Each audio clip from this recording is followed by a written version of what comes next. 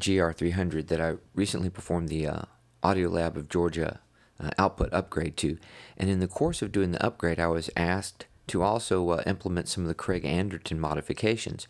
And these modifications are what originally kicked off my website.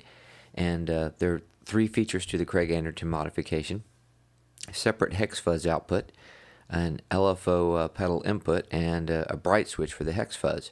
Well, the Hex Fuzz modification is done on the guitar, so I was not going to be able to address that by working on the GR-300, but the other 2, the LFO and the separate Hex Fuzz output modifications, were done to the GR-300, and you can look at the website to see how Craig suggested to do this.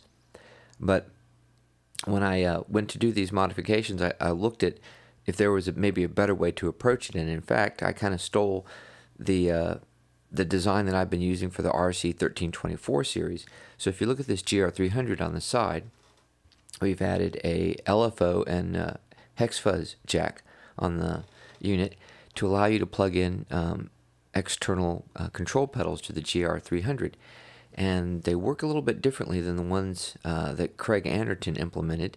And the big advantage here, with regards to the LFO pedal, you can use any standard Yamaha or Korg compatible control voltage pedal. In the original Craig Anderton design, you had to have a pedal, and you also needed a battery to drive that pedal. This approach, you don't need any additional power supply for your pedal. Any standard pedal you can plug straight in and use the LFO pedal feature.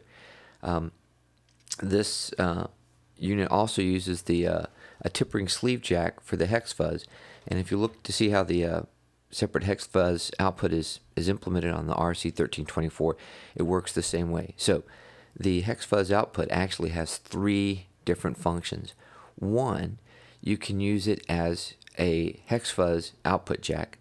2, it can also be used so that you can plug in, again, a Yamaha or Korg type control voltage pedal to vary the level of the Hex Fuzz, the mix of the Hex Fuzz against the guitar synthesizer output, which is really important because in my experience, the Hex Fuzz signal is always too loud compared to the VCO synthesizer signal. And then 3, it can also be used as a tip ring sleeve insert so that you can actually insert effects into the Hex Fuzz circuit.